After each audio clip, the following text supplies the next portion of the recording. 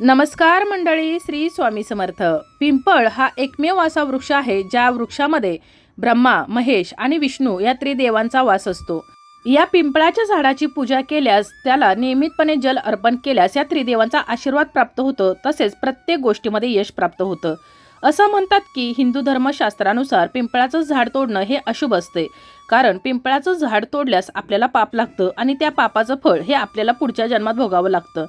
जर एखाद्या व्यक्तीला पितृदोष असेल तर त्याने पिंपळाच्या झाडाची सेवा केल्यास, पिंपळाला नियमितपणे जल अर्पण केल्यास, तसेच पिंपळाला दररोज प्रदक्षिणा घालून झाडाजवळ दिवा लावल्यास पितृदोष दूर होतो. पिंपळाच्या झाडाचं विविध धार्मिक कार्यात देखील मोठं महत्त्व आहे. जसं की यज्ञामध्ये समिधा म्हणून पिंपळाच्या लाकडाचा उपयोग होतो. तर असे हे पिंपळाचे झाड ज्यामध्ये त्रिदेव ब्रह्मा, विष्णू आणि महेश वास करतात, त्याचबरोबर माता लक्ष्मी देखील या पिंपळामध्ये वास करते. असे हे पिंपळाचे झाड आपल्या घरासमोर जर असेल किंवा घराच्या आजूबाजूला जर असेल तर आपल्यासोबत नक्की काय घडतं, हे झाड आपल्या घरासमोर घराच्या आजूबाजूला असणं शुभ की अशुभ याविषयीचीच अगदी महत्त्वाची माहिती आपण या व्हिडिओमध्ये जाणून घेणार आहोत. तर व्हिडिओ शेवटपर्यंत पहा, जेणेकरून महत्त्वपूर्ण माहिती तुमच्यापर्यंत पोहोचेल. त्याचबरोबर चॅनलवर जर नवीन असाल तर चॅनलला सबस्क्राईब करा, जेणेकरून आपले असेच येणारे नवनवीन माहितीमय आणि भक्तिमय व्हिडिओ तुमच्यापर्यंत पोहोचत राहतील. तसेच व्हिडिओ पाहताना व्हिडिओला लाईक करायला देखील विसरू नका. पिंपळ हा प्रचंड प्रमाणात ऑक्सिजन देणारा आणि मोठ्या वृक्षांच्या श्रेणीमध्ये येणारा वृक्ष. पिंपळाच्या झाडाचे अनेक आयुर्वेदिक फायदे आहेत. आयुर्वेदिक फायद्यासोबतच त्याचं मोठं धार्मिक महत्त्व देखील आहे. पिंपळाची सावली देखील प्रचंड शीतल असते. मात्र अशा या वृक्षाबद्दल अनेक गैरसमज आहेत. काही ठिकाणी पिंपळ उगवणं शुभ मानण्यात येतं, तर काही ठिकाणी पिंपळ उगवणं अशुभ मानलं जातं. जेव्हा पिंपळाचं झाड हे एखादं मंदिर किंवा एखादी मोकळी जागा नदीच्या काठी उगवतं तर तेव्हा ते अत्यंत शुभ मानलं जातं. मात्र वास्तुशास्त्रानुसार पिंपळाचं झाड हे घरात किंवा घराच्या आजूबाजूला असू नये. असं म्हणतात की त्यामुळं आपल्या घरामध्ये, घराच्या आजूबाजूला नकारात्मक ऊर्जा निर्माण होते. ब्रह्मा, विष्णू, महेश यांच्याच प्रमाणे माता लक्ष्मी देखील या पिंपळाच्या झाडामध्ये वास करते आणि त्यामुळं पिंपळाच्या झाडाची पूजा केल्यानं माता लक्ष्मी प्रसन्न होते, संपत्ती, सुख, समृद्धी प्राप्त होते. तसेच पिंपळाचं झाड हे अत्यंत शुभ मानलं जातं. परंतु हे जर पिंपळाचं झाड आपल्या घरामध्ये जर उगवून आलं किंवा जर आपल्या घराच्या आजूबाजूला जर हे पिंपळाचं झाड असेल तर हे अशुभ मानलं जातं. हे पिंपळाचं झाड घराच्या कानाकोपऱ्यात जर वाढत असेल तर याचा अर्थ घरावर वास्तुदोषांचा प्रभाव पडतो. जरी पिंपळामध्ये देवी देवता वास करत असतील तरी देखील हे पिंपळाचं झाड घरामध्ये असणं वास्तुशास्त्रानुसार योग्य मानलं जात नाही आणि म्हणूनच पिंपळाचं झाड कधीही घरात वाढू देऊ नये आणि ते वाढलं तर लगेच काढून टाकावं. घरात पिंपळाचं झाड असल्यामुळे कुटुंबातील सदस्यांची प्रगती होत नाही आणि त्यामुळे रोज नवनवीन समस्या निर्माण होतात. तसेच घरामध्ये उगवलेलं प्रत्येक पिंपळाचं झाड हे अशुभ नसतं. पिंपळाच्या झाडाला 1000 पेक्षा जर कमी पानं असतील तर ते झाडाच्या श्रेणीत येतं आणि अशा परिस्थितीत ते योग्य ठिकाणी जर नसेल तर ते काढून टाकायचं आहे आणि दुसऱ्या ठिकाणी लावायचं. परंतु जर एखाद्या पिंपळाच्या झाडाला 1000 पेक्षा जास्त जर पानं असतील तर ते काढू नयेत. तसेच पूर्वेला लावलेल्या किंवा जर उगवून आलेलं पिंपळाचं जर झाड असेल तर त्यामुळं रहिवाशांच्या मनामध्ये भूतप्रेताची भीती निर्माण होते आणि झाड जसं जसं वाढत जातं तसं तसं घरात आर्थिक विवंचना निर्माण होत जाते. तसेच वास्तुशास्त्रानुसार घराच्या भिंतीवर, छतावर किंवा इतर ठिकाणी वाढणारं हे पिंपळाचं झाड अतिशय अशुभ मानलं जातं. ते नकारात्मक ऊर्जा आकर्षित करतं आणि त्यामुळं घरातील सुख शांती संपते. घरातील सदस्यांमध्ये नेहमीच वाद होत राहतात. त्यांचा आर्थिक स्थितीवर वाईट परिणाम होतो. पैसा देखील सोबत राहत नाही. घरातील सदस्यांना मानसिक ताण सहन करावा लागतो. घरातील सदस्यांना वारंवार आजार किंवा आरोग्याशी संबंधित समस्या निर्माण होत राहतात आणि त्यामुळं घरामध्ये वास्तुदोष निर्माण होतो आणि ज्यामुळं प्रगती आपली थांबते.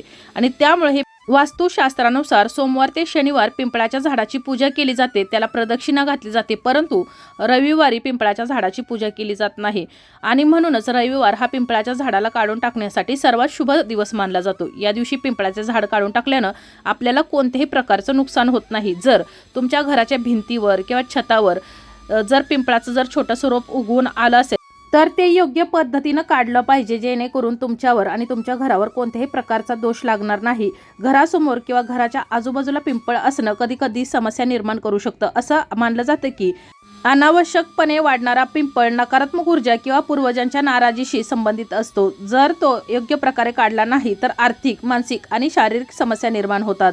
जर घरात मोठ्या प्रमाणात पिंपळाचं झाड वाढू लागले तर ते विशिष्ट चिन्ह किंवा दोषाचं लक्षण असू शकतं. ज्या लोकांच्या कुंडलीमध्ये पितृदोष असतो त्यांच्या घरात किंवा भिंतीवर पिंपळाचं झाड आपोआप वाढू लागतं. तसेच जर घराच्या जवळपास पिंपळाचं झाड असेल तर त्याची सावली घरावर पडत असेल तर त्या घरातील सुख शांती भंग होऊ शकते. तुमच्या घरात पिंपळाचं जर झाड वाढलं असेल आणि तुम्हाला ते जर काढायचं असेल तर ते अचानक मुळासकट उकडून टाकू नये. रविवार हा ते काढण्यासाठी सर्वात शुभ दिवस मानला जातो. शनिवारी सायंकाळी पिंपळाच्या झाडाजवळ मोहरीच्या तेलाचा दिवा लावावा आणि प्रार्थना करावी. रविवारी सकाळी पिंपळाच्या झाडाच्या मुळाशी पाणी अर्पण करावं आणि भगवान श्रीहरी विष्णूचं नामस्मरण करावं. लहान पिंपळाचं जर झाड असेल तर ते मुळासकट काढावं आणि ते मंदिर, नदी किंवा मोकळ्या जागेत नेऊन लावायचं आहे. पिंपळाचं झाड काढल्यानंतर गाईला हिरवा चारा खाऊ घालायचा आहे आणि दानधर्म करायचा आहे. असं केल्यानं घरात कोणताही वास्तुदोष राहणार नाही. तसेच जर घरात वारंवार पिंपळ जर उगवत असेल तर हे देखील पितृदोषाचं लक्षण असू शकतं आणि या दरम्यान आपल्याला काही उपाय करायचा आहे. तर शनिवारी पिंपळाच्या झाडाखाली मोहरीच्या तेलाचा दिवा प्रज्वलित करायचा आहे. गुरुवारी गरीब आणि ब्राह्मणांना भोजन द्यायचं आहे, अन्नदान करायचं आहे. गाईला हिरवा चारा आणि कुत्र्याला भाकरी खाऊ घालायची आहे. पितरांसाठी तर्पण आणि श्राद्ध करावं. तसेच नियमितपणे शिवलिंगाला पाणी अर्पण करायचं आहे.